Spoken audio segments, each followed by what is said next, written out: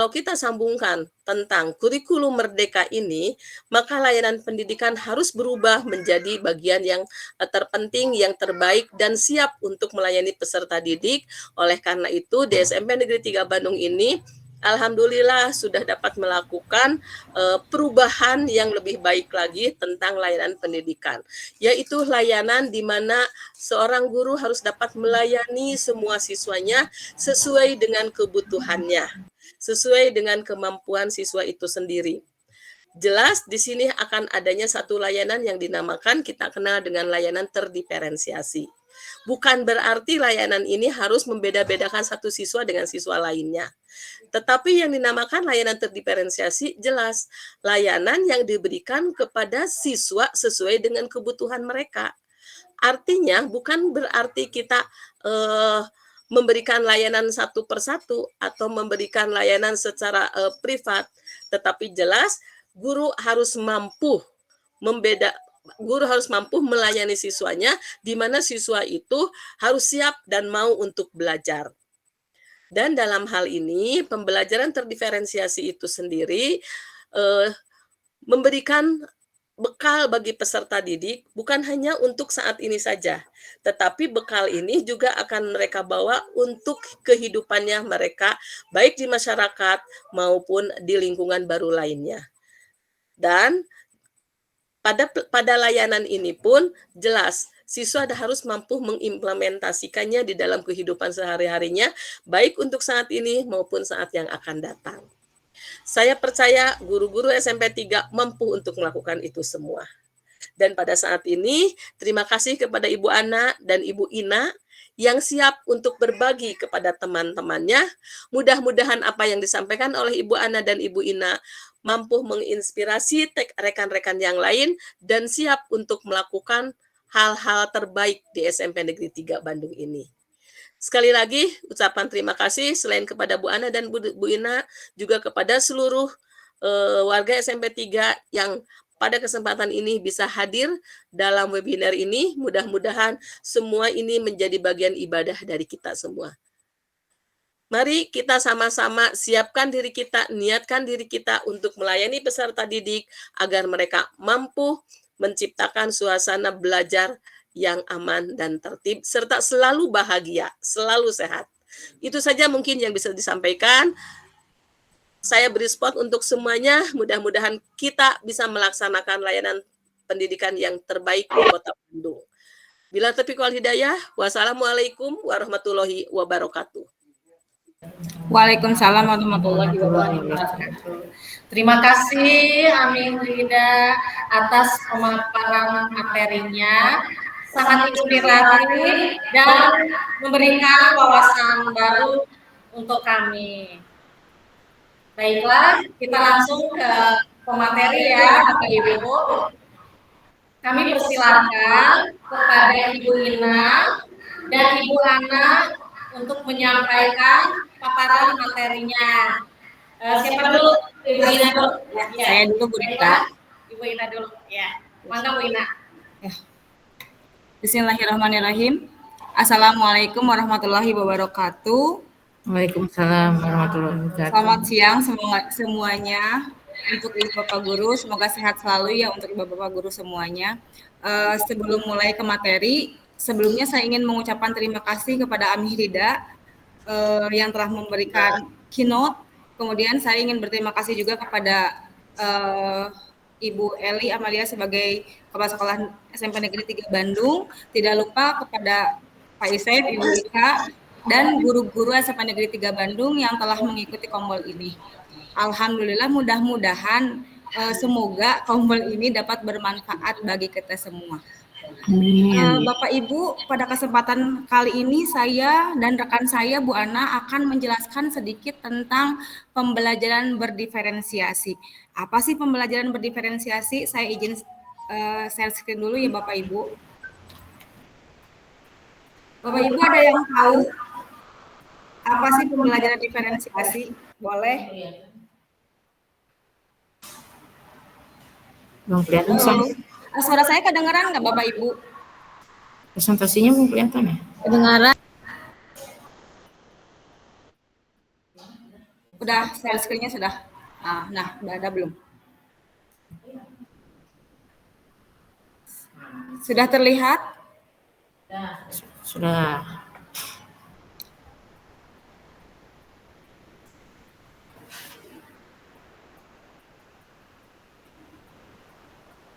Nah, jadi apa sih pembelajaran diferensiasi? Jadi pembelajaran berdiferensiasi adalah pendekatan kita kepada anak gitu, dan kita mengakui bahwa setiap anak itu ternyata memiliki gaya belajar, minat, kemampuan yang berbeda-beda. Dalam model pembelajaran ini, guru tidak lagi menggunakan satu pendekatan yang sama untuk semua siswa, melainkan menyesuaikan materi proses, kemudian produk, dan lingkungan belajar yang sesuai dengan kebutuhan individu siswa.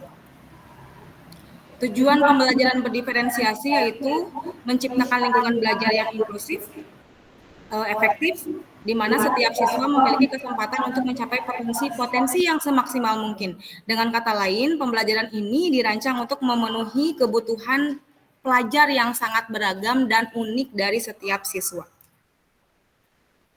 Komponen pembelajaran berdiferensiasi itu ada 3, Bapak Ibu. Yang pertama itu adalah diferensiasi konten, yang kedua diferensiasi produk, dan yang kedua diferensiasi proses, dan yang terakhir itu diferensiasi produk.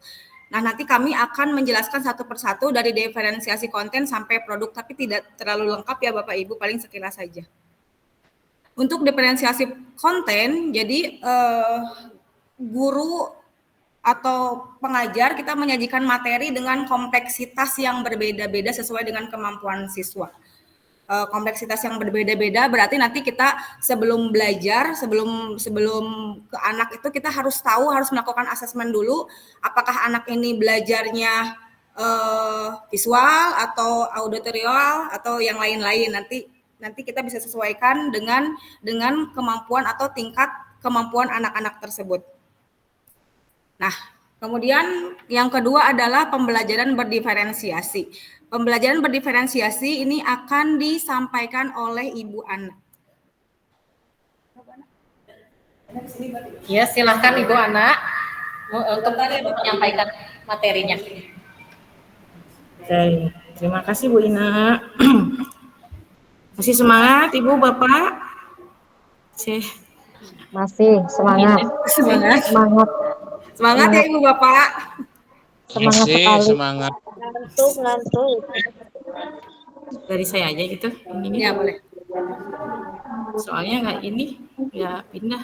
Ini Belum putar. Dipindahkan coba, Bu. Kenapa ya saya nggak ada?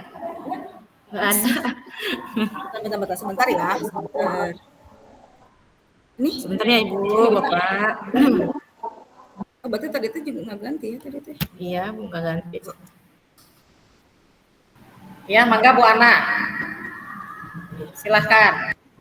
Oke, pantun dulu aja ya. Jeruk purut, jeruk bali.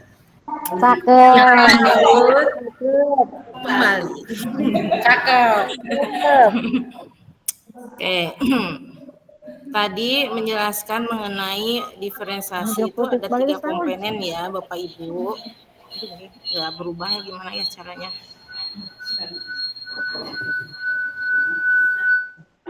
Bisa dari saya aja gitu ya.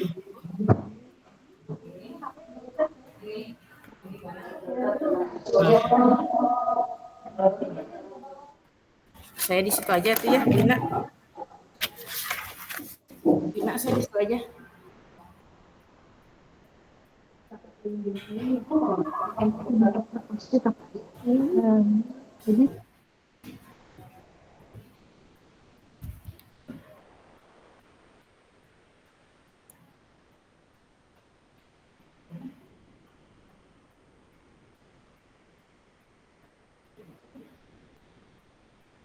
Lanjut ya Bu, Ibu, Bapak. Kedengeran? Kedengeran nggak? Sok Bu Ana ngomong lagi. Suara Bu Ina yang kedengeran.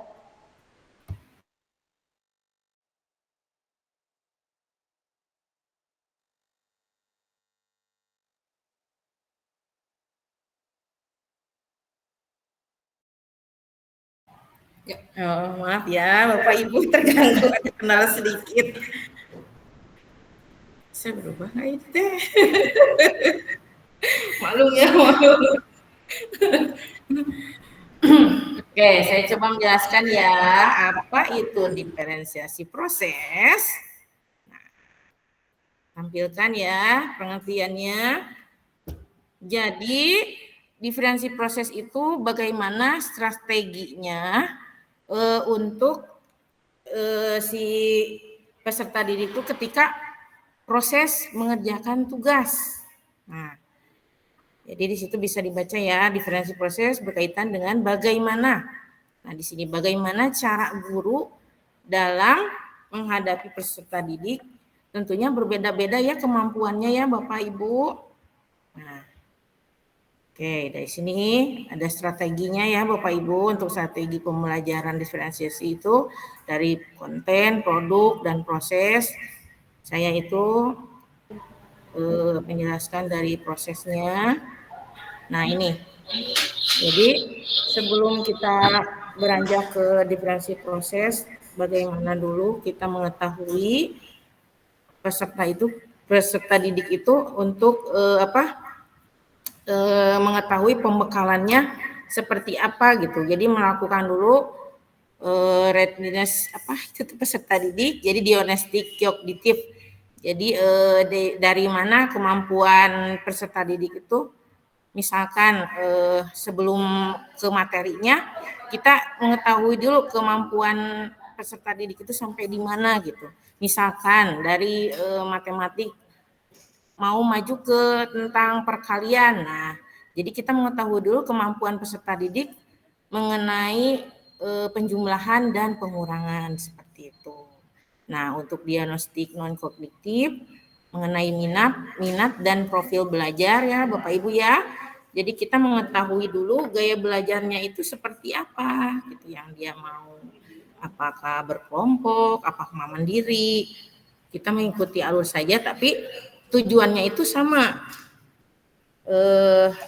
untuk peserta didik dapatkan. Cuman gaya belajar yang dipilihnya seperti apa untuk diagnostik non kognitif. Nah, bagaimana contoh aktivitasnya? Di sini melakukan kegiatan berjenjang. Artinya sejauh mana kesiapan siswa itu ketika mau belajar. Jadi kita mengetahui dulu bagaimana kesiapan peserta didik itu kan berbeda-beda ya Ibu, Bapak. Jadi tetap saja tujuannya sama, mereka mendapatkan pengetahuan. Kemudian yang kedua, memberikan pertanyaan panduan melalui sudut minat. Jadi karena setiap peserta didik itu berbeda, jadi untuk menantang dengan tantangan pertanyaan itu juga berbeda gitu, dari setiap peserta didik disiapkan untuk pertanyaan yang berbeda. Kemudian untuk memberikan durasi waktu. Jadi ketika di kelas itu suka berbeda ya Bapak Ibu untuk peserta didik, ada yang lambat, ada yang cepat. Nah, kita harus memberikan tambahan waktu untuk yang lambat misalkan. Untuk yang cepat bisa membantu temannya yang masih belum, yang masih memerlukan bimbingan seperti itu. Kemudian untuk kegiatan pembelajaran yang variasi.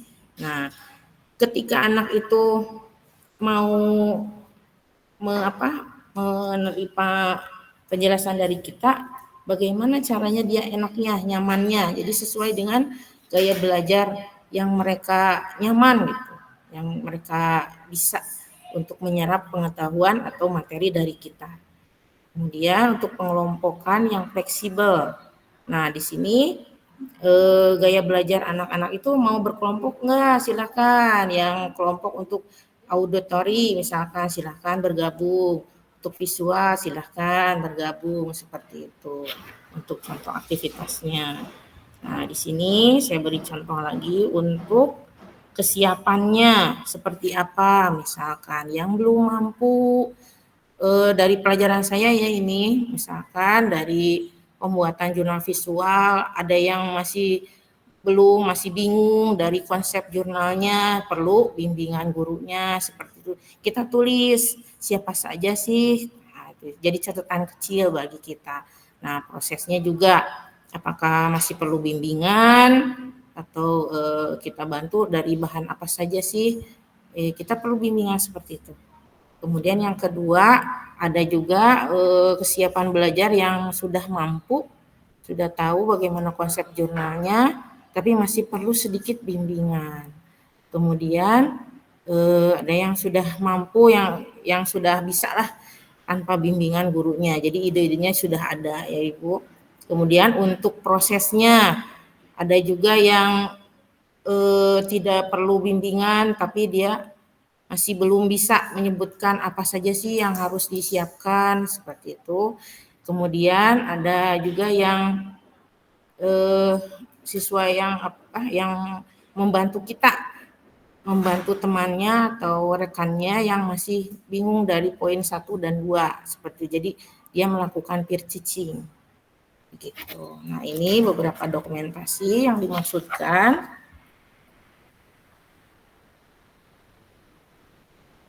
Nah, ini misalkan, jadi dari praktek seni budaya itu, jadi ada aturan dulu kesepakatan, misalkan dari kesiapan barangnya atau bahannya, seperti itu. Keteraturannya antara alat dan kebersihan nanti ketika setelah proses pembuatan kan harus dibersihkan lagi seperti itu ya, peraturan kesepakatan kelasnya. Kemudian untuk prosesnya saya melakukan bimbingan apa peserta didik yang ada yang masih perlu dibimbing, terus sudah ada yang mandiri, ada yang jadi peer teaching, membantu temannya yang masih bingung seperti itu. Nah, ini dokumentasinya. Nah, ini membiasakan peserta didik untuk memberikan alasan atas gagasan mereka. Jadi sampai di mana ini hasilnya, maksudnya ada apa, sebenarnya dia merasa mengetahui sampai di mana dia karyanya gitu. Jadi mereka merasa nyamannya seperti ini, hasilnya ya sampai sini. Jadi berbeda-beda kemampuan anak itu, tapi tujuannya sama. Nah, ini untuk prosesnya. Jadi sesuai gaya belajar yang anak nyamannya seperti apa sih, yang penting kita tujuannya sama dan bisa apa yang kita harapkan tersampaikan. Nah, ini yang penting nanti di kelasnya itu menyenangkan. Kalau bagi saya anak-anak itu merasa bahagia tapi bisa terselesaikan apa yang kita harapkan. Ada sedikit untuk definisi produk. Ini sekilas saja. Nah, ini penjelasannya. Jadi untuk produk itu bisa ditampilkan dari presentasi, hasil karya yang sudah dibuat. Nah, ini sebagai dokumentasinya.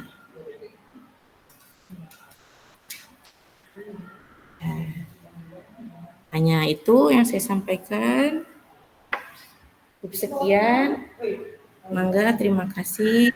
Kembali lagi dengan moderator, Ibu Rita, silakan.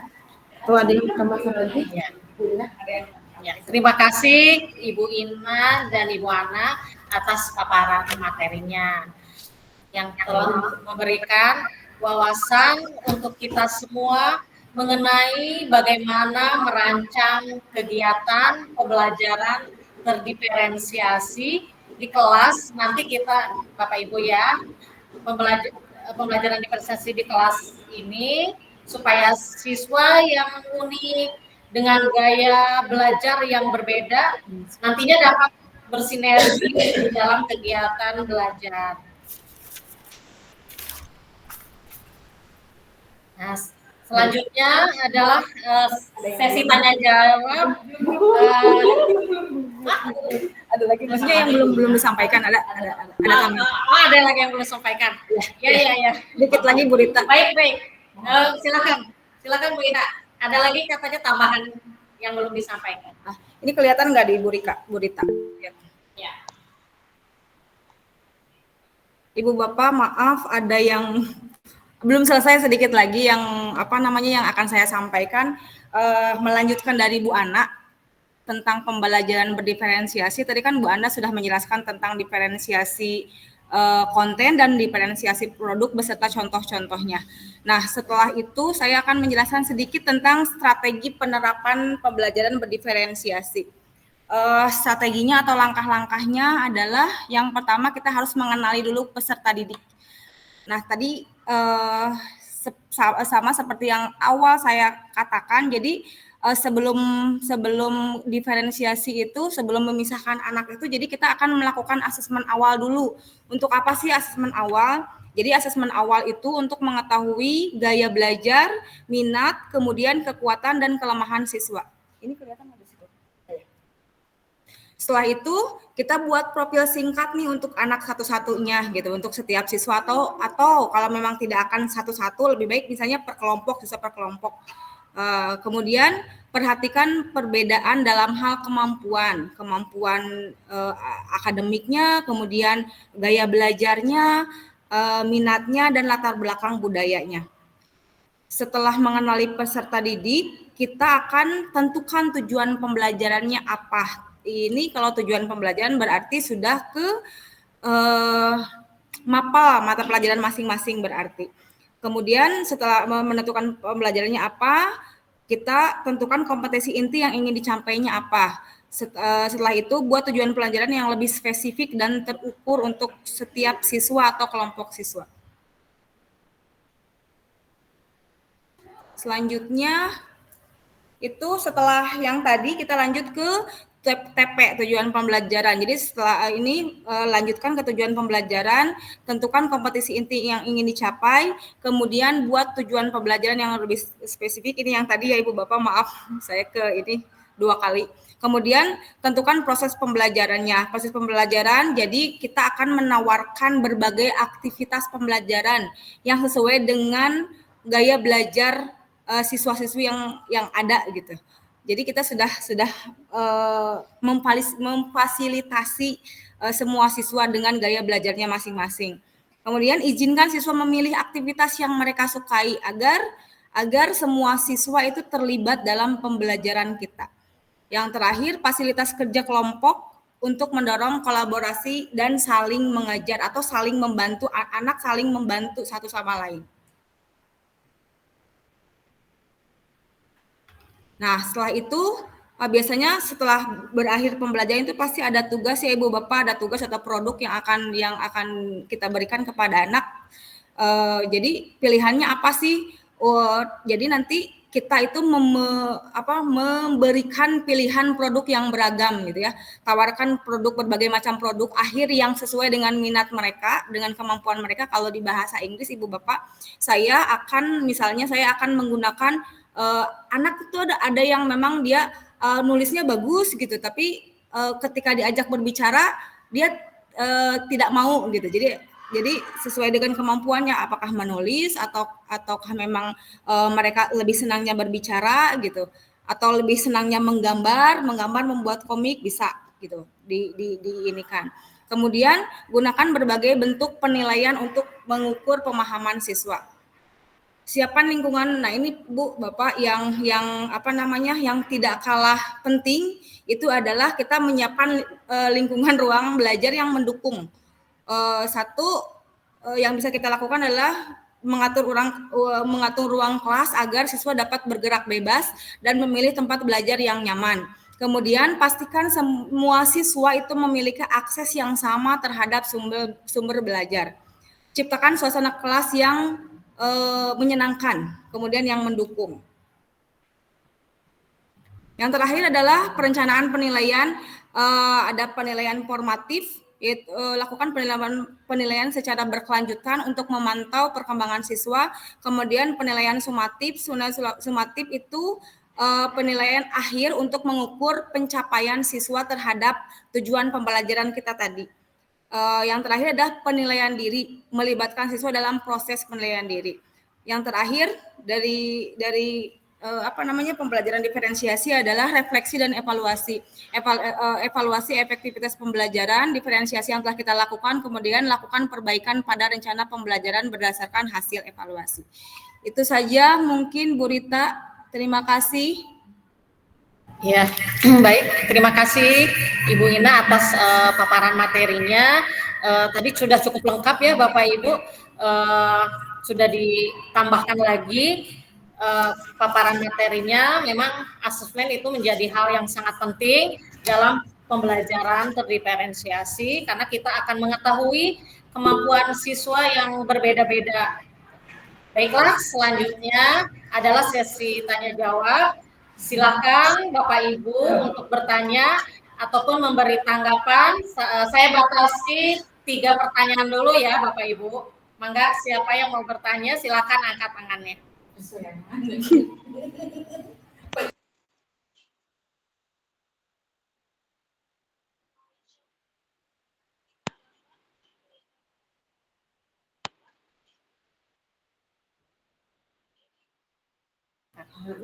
Ya, mangga Ibu April.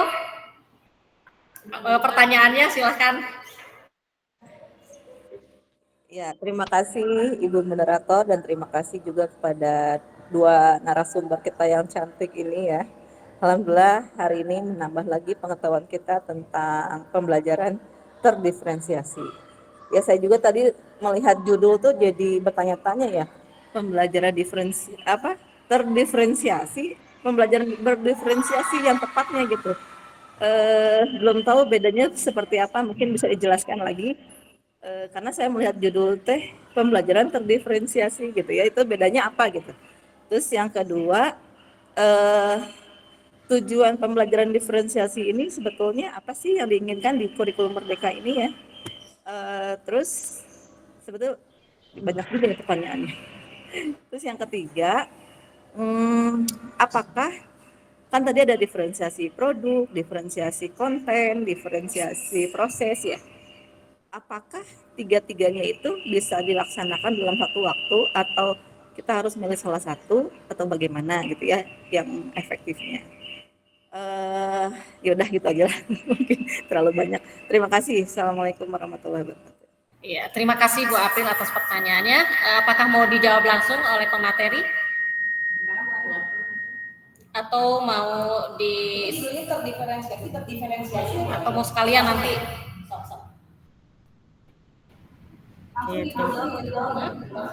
Langsung jawab. Ya, saya mau jawab. Ya, baiklah Bu April, pertanyaannya akan dijawab oleh Ibu Ana. Ya, mangga Ibu Ana. Saya coba menjawab ya Ibu April. Untuk pertanyaan pertama itu pembelajaran berdiferensiasi ya Bu ya. Maksudnya itu mungkin ada sedikit kesalahan teknis. Untuk yang kedua diterapkan di kurikulum Merdeka ya Bu ya. Untuk pertanyaan nomor 2 bagaimana? Tujuan pembelajaran diferensiasi. Tujuan sudah dipaparkan tadi ya Ibu Ina ya? Oh sudah ya. Udah. Tadi saya nggak ngelihat presentasinya, apa saya tidur tadi ya? Iya, menciptakan pembelajaran yang kondusif. Jadi di sana memerdekakan anak gitu Bu. Makanya dilakukan asesmen awal. Jadi kita tahu gaya belajar anak itu cenderung kemana saja. Jadi kita menyiapkan dulu metode atau strategi pembelajaran yang sesuai yang mereka dapatkan nanti. Yang penting tujuannya itu sama. Itu yang ketiga. Menurut saya bisa ya Bu ya untuk ketiga-tiganya langsung tergantung dari materi yang disampaikan. Kita atur durasi waktunya saja. Yang penting anak itu tidak merasa terbebani antara durasi waktu untuk penyelesaian tugasnya. Begitu. Masih yang ini. Sudah Bu April. Iya, jelas belum. Nanti kita puaskan di luar Bu April ya. Untuk penanya kedua ya, terima kasih Bu April. Terima kasih Bu April. Ya, terima kasih Bu Ana atas jawabannya. Dan terima kasih Bu April atas pertanyaannya. Baiklah, kita lanjutkan ya Bapak Ibu ya. Tadi yang angkat tangan itu Pak Jalal. Mangga Pak Jalal, pertanyaannya apa? Silakan. Pak Jalal mau bertanya atau mau menambahkan? Ya Pak Jalal mau menambahkan barangkali. Pak Jalal mau menambahkan ya atau mau bertanya? Saya berharap Pak Jalal menambahkan saja. Membantu menjawab. Mana wita nambihan we artinya Pak Jalal. Ya, Sebatas rame ya. saya mau bertanya Ibu. Ke siapa Pak Jalal? Ke Bu Ana ya? Kelas Ya, berat. ke dua-duanya lah. Oh boleh ya. Ini anak itu kan memiliki apa itu ya, minat belajar yang berbeda-beda begitu. Kalanya ketika kita membuat sebuah metode pembelajaran secara berkelompok, ada kalanya ada anak yang tidak mau dikelompokkan gitu. Jadi dia lebih nyaman mungkin ya ketika itu dia belajar sendiri gitu karena dia merasa bahwa dia mampu gitu ya. Sementara memang guru itu ingin mengelompokkan. Apakah dalam pembelajaran terdiferensiasi hal tersebut bisa difasilitasi atau bagaimana Ibu? Jadi anak ini tidak mau dikelompokkan gitu. Artinya ini sepertinya golongan darahnya B gitu. Ya, Ya. ya. Ya. Golongan darahnya B. Mereka doang. Gitu ya. Ah, itu bagaimana Bu? Bisa difasilitasi atau tetap harus berkelompok gitu? Ya. Dalam kasih, pelajaran. Mungkin ini dalam proses Bu ya. Kontennya konteksnya dalam proses. Ya. Bisa diproses. Ya. Ya baik, terima kasih Pak Jalal. Pertanyaannya akan dijawab sama siapa Ibu? Ya, akan dijawab oleh Ibu Ina. Ya. Terima kasih Pak Jalal. Pertanyaannya menarik sekali ini. Jadi ini memang situasi yang sering kita temui ya di kelas di mana ada siswa rada mahiwal gitu ya. Jadi dia unik gitu dan merasa ya memang dia bisa sendiri gitu tanpa dengan orang lain itu memang dia lebih nyaman belajar sendiri. Jadi di pembelajaran berdiferensiasi itu kita menyediakan pilihan Pak.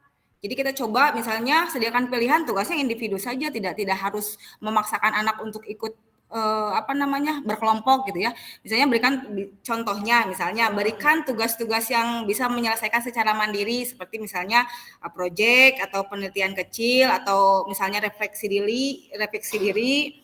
Kemudian bisa saja kita membuat kontrak belajar bersama siswa sebelumnya. Jadi buat kontrak belajar bersama siswa di mana siswa menentukan tujuan pembelajaran mereka sendiri dan membuat rencana belajar. Gitu Pak.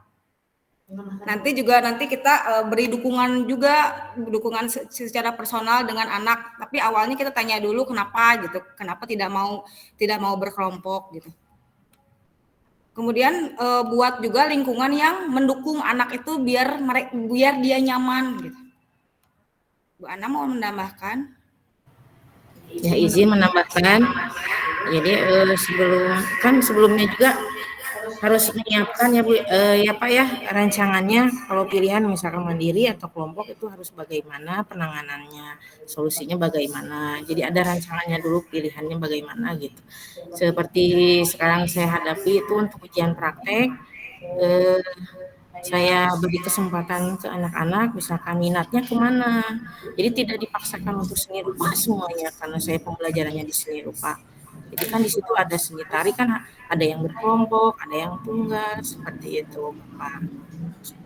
Jadi ada pilihan dan kita siapkan rencananya untuk metode kedepannya seperti apa. Begitu Pak. Terima kasih. Ya, bagaimana Pak Jalal? Terima kasih Bu Ana Bu Ina dengan Bu Ana atas jawabannya. Barangkali Pak Jalal ada yang mau disampaikan lagi? Mungkin ada hal yang belum dipahami misalnya.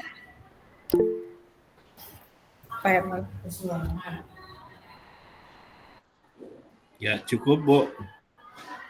Cukup. Ya, baik, terima kasih Silakan dilanjut. Ina, Bu Ana, Pak Jalal. Selanjutnya Pak Suherman ya. Mau bertanya Pak? Ya, mangga Pak, silakan Pak.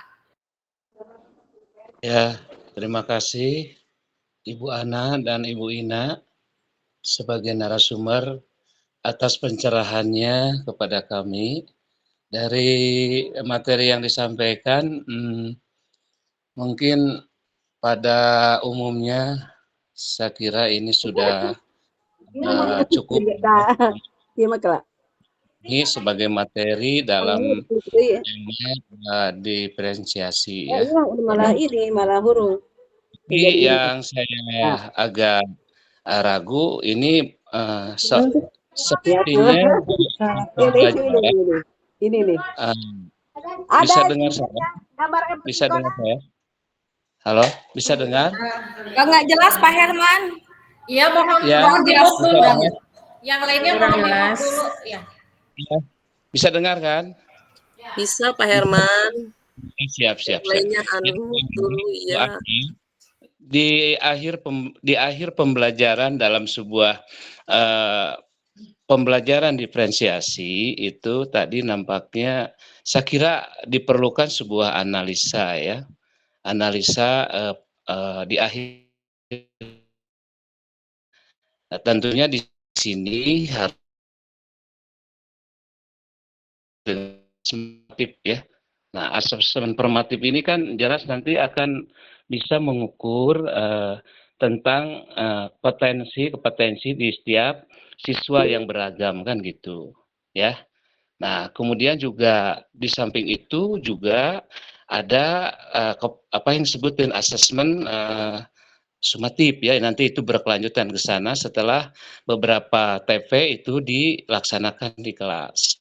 Nah, tadi tidak disinggung tentang ini. Nah, ini kan bagian penting juga di akhir pembelajaran gitu kan.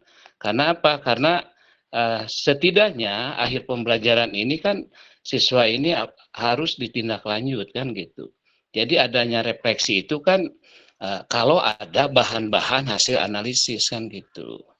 Nah, bagaimana Bu Ana dan Bu Ina ini melakukan analisis hasil belajar ini dalam bentuk seperti apa, kalau formatif tesnya seperti apa, sehingga dihasilkan ini daya serap. Daya serap ini kan jadi satu apa namanya? Jadi satu gambaran standar hasil. Sehingga kan oh ini daya serapnya sekian secara klasikal ya kan. Nah, secara individu ini anak-anaknya juga ini yang di bawah misalnya. Nah, apa tindakan sebagai guru? Apakah itu mau diadakan remedialkah? Diadakan pengayaankah? Atau memang tidak ada dalam sebuah pembelajaran diferensiasi? Karena diadakan sebuah asesmen formatif itu sebetulnya untuk ke arah situ. Sehingga kita mengajar itu terukur gitu. Berhasil tidaknya itu benar-benar terukur.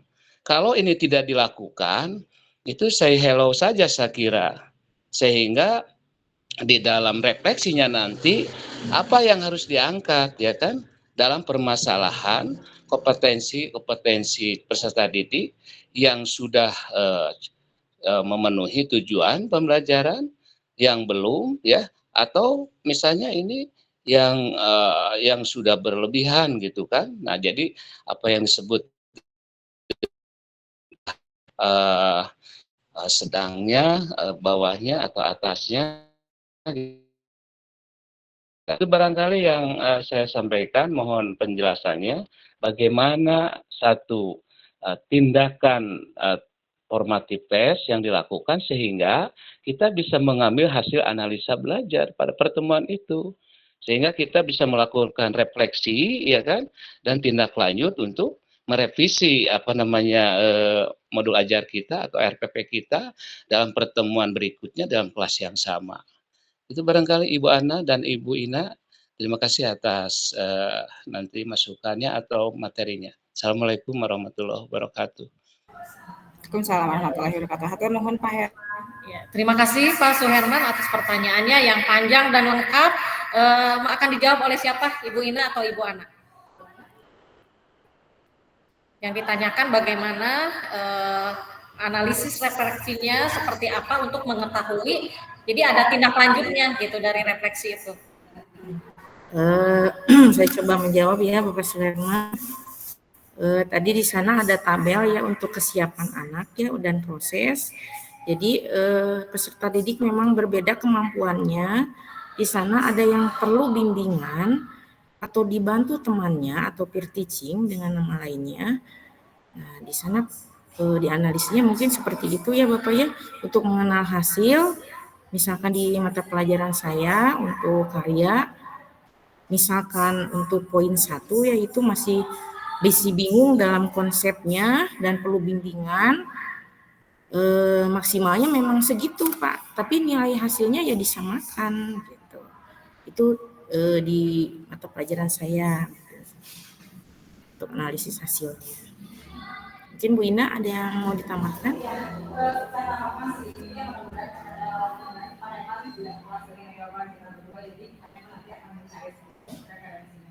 Jadi ini Pak, untuk tes berdiferensiasi, tes formatif itu kan dari awal juga memang menyesuaikan nilainya dengan kebutuhan siswa. Jadi siswa itu memang sudah dipisah dari Miss Ina, maaf suaranya kurang jelas. Sebentar. Ya. Tadi belum kebuka ininya mic-nya. Ya, Pak Herman, saya akan menambahkan sedikit ya Pak Herman dari jawaban Bu Ana. Mudah-mudahan Pak Herman dengan jawaban saya tidak puas gitu, dengan jawaban saya dengan jawaban Bu Ana tidak puas kan. Jadi nanti Pak Herman akan mencari lagi yang lebih ini gitu ya. Jadi Pak dari awal juga memang yang disebut dengan diferensiasi memang itu ada tesnya, tes formatif. Jadi tes formatif ini memang menyesuaikan penilaian dengan kebutuhan siswa gitu ya. Jadi kita tesnya tidak disamakan semuanya, jadi tergantung kebutuhan siswa. Jadi pendekatan penilaian yang menyesuaikan bentuk. Jadi si penilaian itu nanti bentuknya beda, isinya. Kemudian proses penilaian itu sesuai dengan kebutuhan, kemampuan dan minat siswa yang beragam.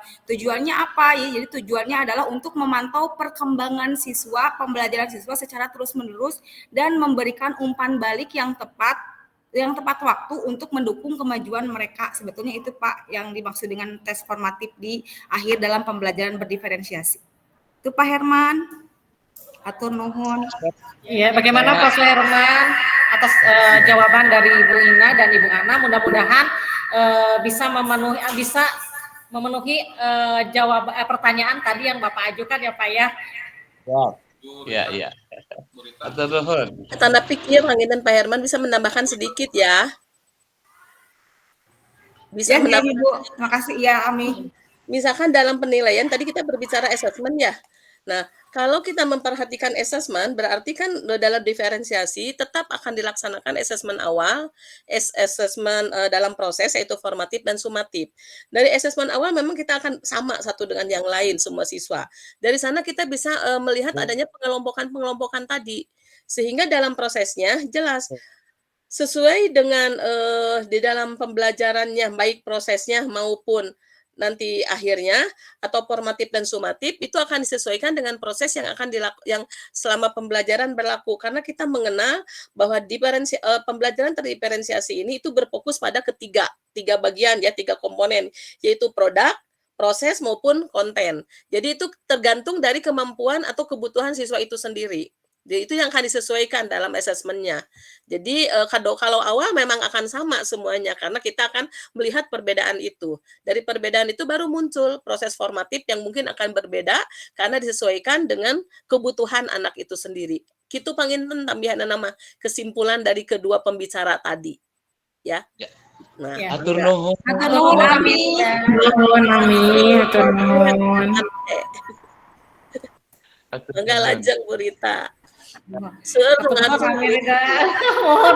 kita masih penasaran ternyata ya. Bu Ana dan Bu Ina banyak yang ngaku berarti mereka berarti penyampaian materinya berhasil nih.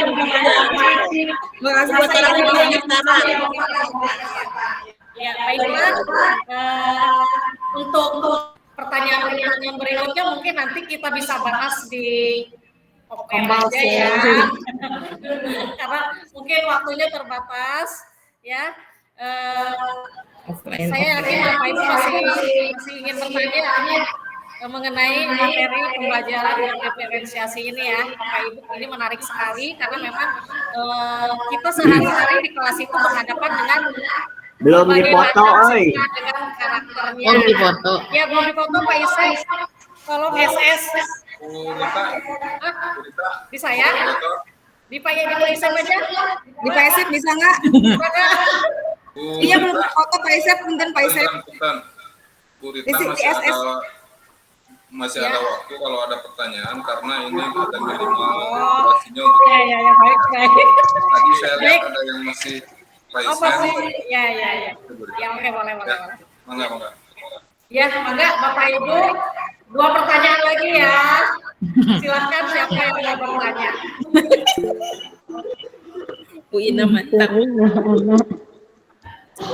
Berapina? Bu Rapina mengingatkan absen. Bulan. Ya, Ibu Wulan, mangga katanya angkat tangan. Saya tidak terlihat di sini. Bu Wulan, silakan kalau mau bertanya. Mangga. Saking seueur teuing nu ngacungna ya Bu Ritanya.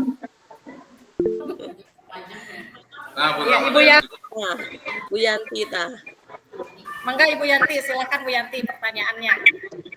Terima kasih Bu Rita atas kesempatannya. Luar biasa kepada ibu-ibu pemateri kita ya, Bu Ana dan Bu Ina, sangat bermanfaat sekali atas materi dan sharing pengalamannya gitu ya, yang sudah menerapkan pembelajaran berdiferensiasi di kelas. Nah, saya pribadi ingin tahu gitu, apa yang ibu-ibu alami ketika kendala yang ibu-ibu alami ketika melaksanakan pembelajaran berdiferensiasi ini di kelas gitu. Cukup. Baik, siapa yang mau menjawab pertanyaan dari Ibu Yanti? Apakah Ibu Ina atau Ibu Ana? Mengenai kendalanya, katanya kalau kegiatan diferensiasi ini diterapkan di kelas itu kira-kira kendalanya apa saja? Mungkin itu ya Bu Yanti ya? Mau Bu Ana atau Bu? Ya, dari pengalaman Bu Ana dan Bu Ina seperti itu, Bu. Ya, dari pengalaman Ibu Ana dan Bu Ina, silakan. Saya coba menjawab ya, Bu Yanti. Kalau kendala di saya itu ketika proses pembuatan dan hasilnya itu ada yang lambat, gitu. Yang mengumpulkan mungkin motivasinya kurang ya. Saya sebagai motivatornya di situ. Oke. Jadi ada beberapa siswa yang lambat juga sih, perlu bimbingan terus, semangatin terus. Gitu ya di saya, Bu Ina. Ada yang tambahkan? Iya, pengalamannya kita beda ya Bu Ana. Kalau di saya itu kendala yang saya rasakan itu yaitu satu, waktunya yang terbatas. Waktu terbatas itu kita kan memang harus menghadapi anak yang berbagai macam karakter gitu ya. Kemudian waktu terbatas itu apa sih untuk menyusun rencananya, kemudian memperhatikan, mengelola waktu untuk memperhatikan anak per individu. Kemudian selain waktu itu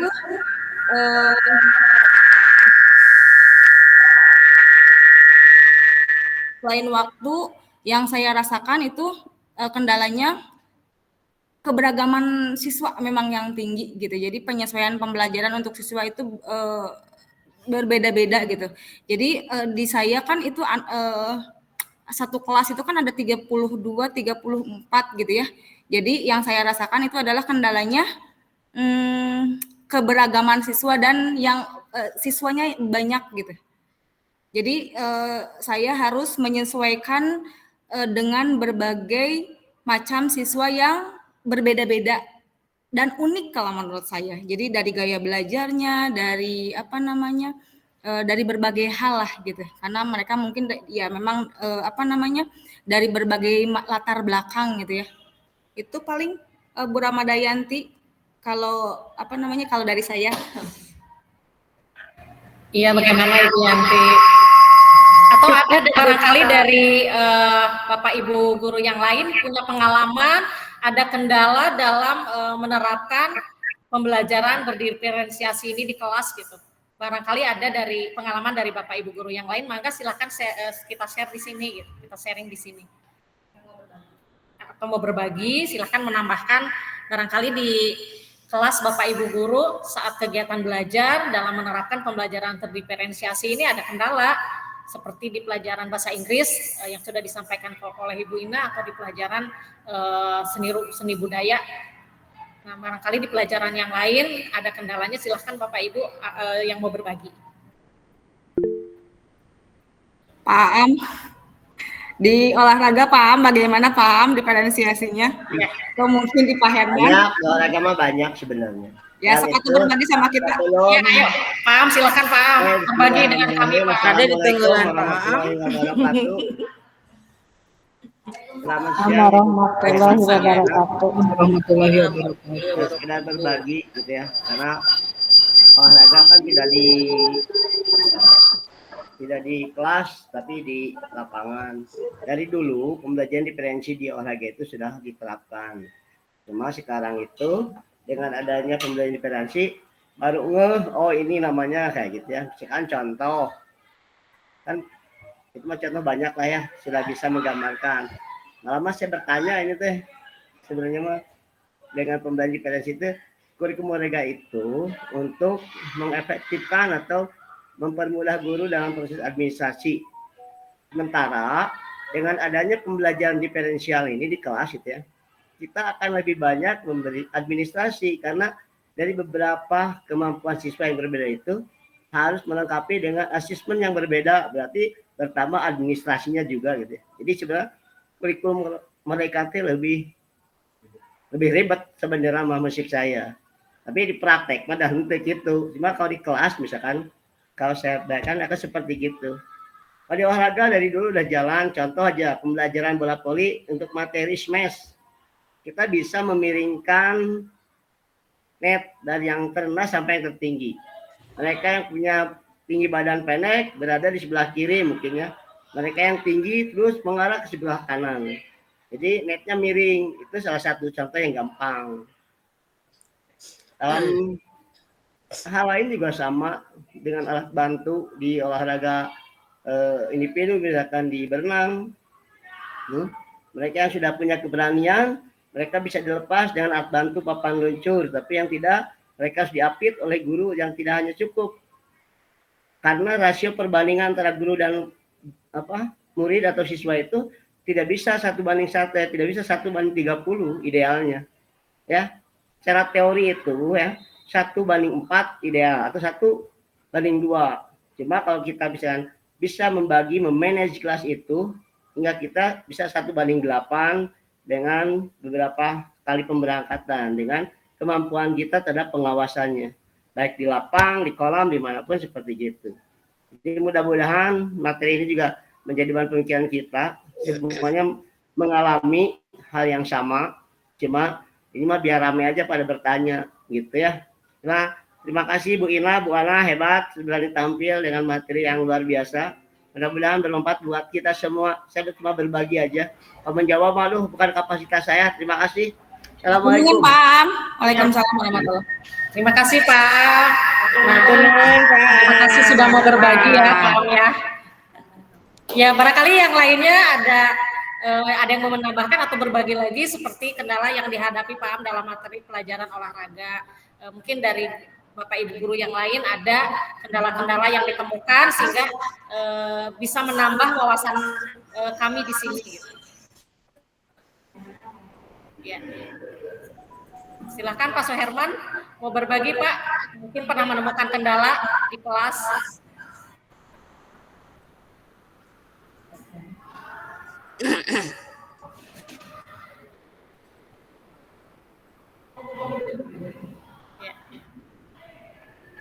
Ya, silakan Bapak Ibu yang mau berbagi lagi atau misalnya ada yang mau bertanya lagi silakan Bapak Ibu. Siapa lagi yang ada yang mau berbagi?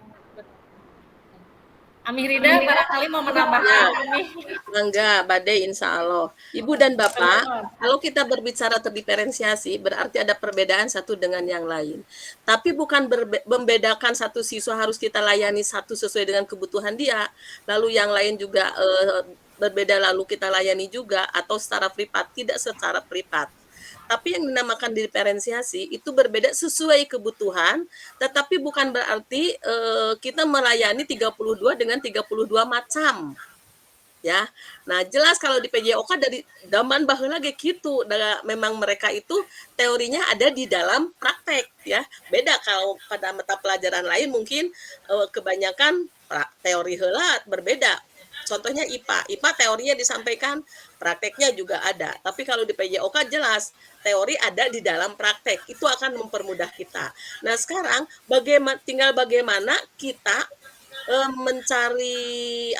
mencari cara strategi pembelajaran yang menyerupai seperti PJOK lah, seperti itu.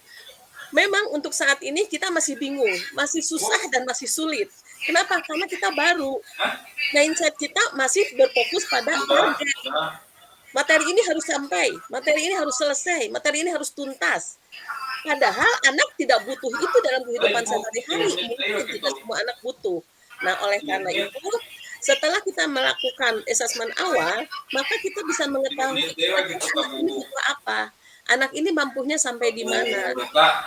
Sehingga gurulah yang punya inisiatif, punya kreativitas untuk membuat rencana pembelajaran, bagaimana cara melayani anak secara berbeda, tapi dalam satu kegiatan pembelajaran. Ingat, dalam satu kegiatan pembelajaran, tidak kegiatan pembelajaran yang berbeda-beda ya. Di dalam 1 jam pelajaran itu kita melayani anak sesuai dengan kebutuhan anak. Jangan sampai kita memiliki RPP yang berbeda-beda dalam satu TP. Nah, satu TP berbeda-beda strategi pembelajarannya, tidak seperti itu. Tapi satu TP tetap ada strategi yang dibuat, yang diberikan kepada peserta didik sesuai harapan anak-anak itu. Supaya peserta didik kita bahagia. Kanlah target kurikulum bukan menjadi faktor utama ya. Tetapi ada proses, ada konten, dan ada produk juga yang menjadi bagian yang harus kita bedakan terhadap pada satu siswa dengan siswa yang lainnya. Itu Panginten. Karena kita mengetahui bahwa karakter mata pelajaran juga akan membuat kita sedikit berbeda dalam proses pembelajaran. Ya, itu saja Panginten ya. Mangga dari Ibu Rita tadi. Iya, hatur nuhun Amirida, mantap. Hatur nuhun ya, biar alhamdulillah ada pencerahan dari Amirida ya, supaya kita nggak gagal paham, nggak salah mengerti ya, karena memang masih baru sekali pembelajaran diferensiasi ini kita pahami gitu. Jadi masih agak-agak bingung gitu bagaimana menerapkannya dalam sedikit tambahan Bu Rita punten untuk mengantisipasi hambatan yang memang seperti Bu Ina atau Bu Ana tadi sampaikan. Nah, untuk mengantisipasi itu semua maka tugas guru yang biasanya 24 jam hanya melayani secara mungkin dari dulu juga kita melayani siswa selama 24 jam ya. Tapi mungkin untuk sekarang ini pelayanan terhadap siswa utamanya dalam penyusunan program, penyusunan rencana. Jadi rencana itu setiap mau melaksanakan pembelajaran, kita buat rencana berdasarkan pengalaman kemarin. Oh, ternyata siswa ini mah harus begini, siswa itu harus dibeginikan. Nah, itu yang membedakannya ya. Jadi tetap proses penyusunan RPP itu menjadi bagian utama kita di dalam pelaksanaan yang lebih matang lagi ya. Itu Panginten mah enggak tambahan eta. Cekap, closing.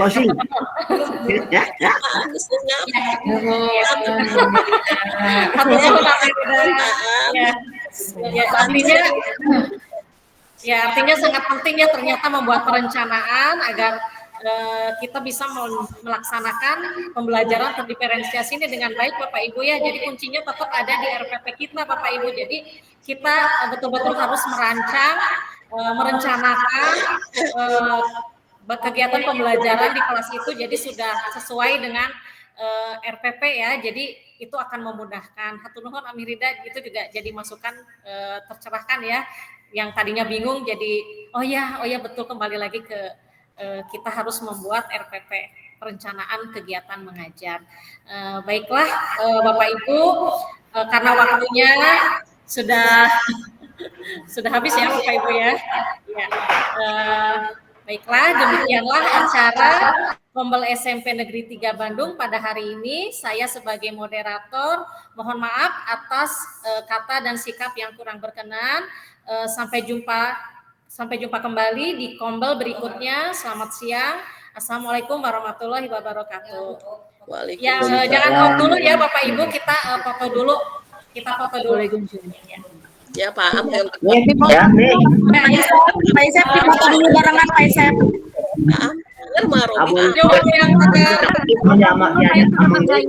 Senyum yang terbaik.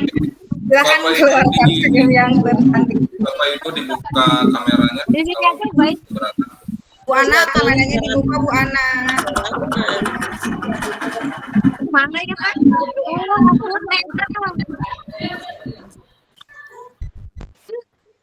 Saya mau ambil ya, Bapak Ibu. Selain direkam juga dipoto. Moro Pak Isep atuh lang sedaya ya. Ini dari 1, 2, 3. Pak Isep yang foto. 3. Siap Pak Isep, hitungan Pak Isep. 1, 2, 3. Kacang bun. Ulangi ya. Lagi 3.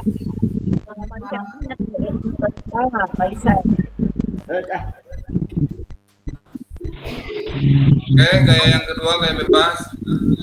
Sok. Bebas. 1, 2, 3. Pak Herman mau pimpin, Pak Herman ini di video juga. Ini presentasi sama. Pak Herman.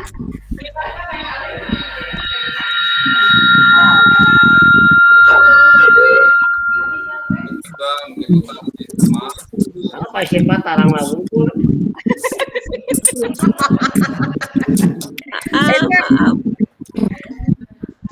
Cukup ya Bapak Ibu, alhamdulillah pada hari ini sudah berjalan dengan baik. Saya akan membagikan terutama untuk Bapak Ibu yang dari luar. Kita akan ketemu lagi pada hari Selasa webinar yang disampaikan oleh Ibu Ramadayanti tentang Absen, Pak Isep, absen. Absen, orang ngasih absen sertifikat absen. Oh, kita udah absen. Absen dan nunggu sertifikat. Yo. Ami hatur nuhun Ami. Ami sehat nih. Ami hatur nuhun, sehat terus. Nuhun sadayana. Hatur nuhun Bapak Ibu sadayani. Hatur nuhun semuanya. Webinar sering tunda.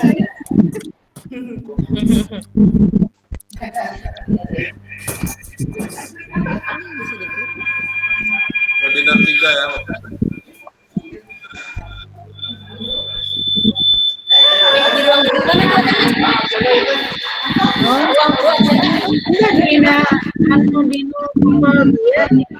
Kawan, keluar. Pak Isep, itunya bisa di-share lagi nggak di grup? Bisa ada yang udah keluar linknya. Webinar tilu. Ya, webinar tilu. Yang link kemarin juga sama ada, nggak bisa apa-apa. Webinar tilu. Kuliah tiasa anu eta webinar 2 Bu Bulia.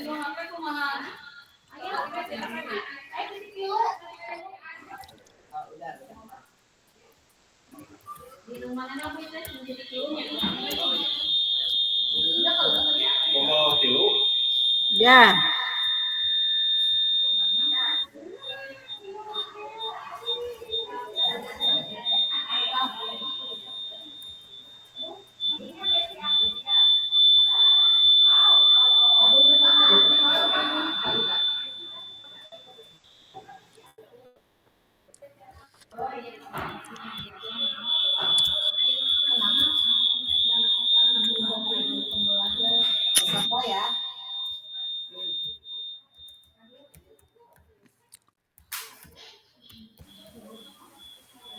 perannya ada keynote speaker, ada moderator, ada narasumber.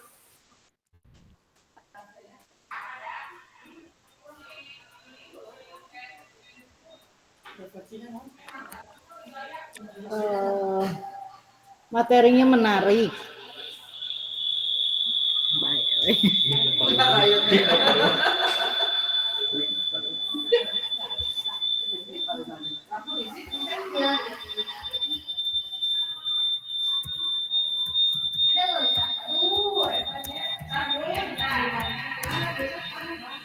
Bapak Ibu boleh lab ya, ini mau ditutup. Udah maaf sih lah, Allah.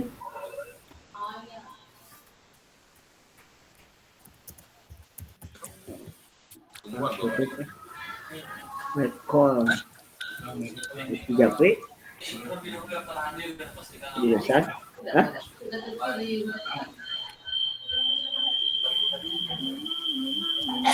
Ayah, Sandra, dan Ayah Bulia.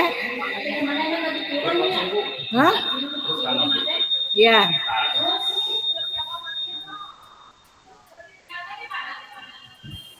Resensinya di mana?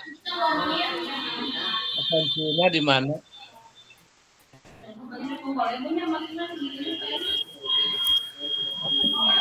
Dihandap, sertifikatnya dihandapkan. Chandra 2 kali. Iya kan, iya pink, pinky, Blackpink.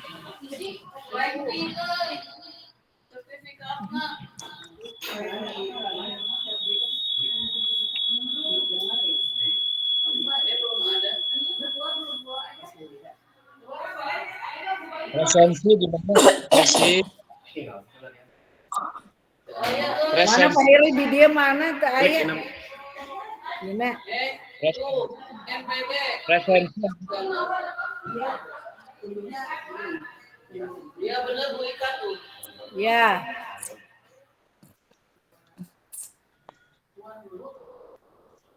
Tunggu.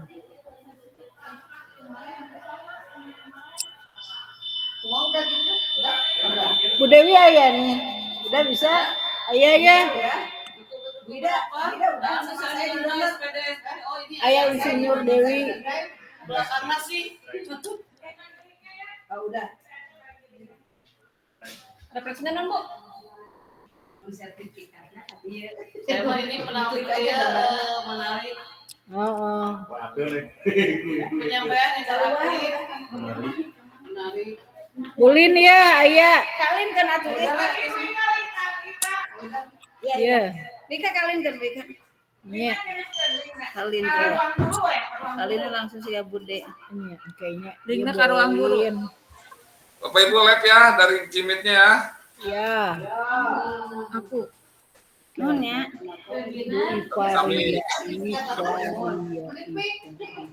Blackpink. Ruang guru saja. Nggak ada.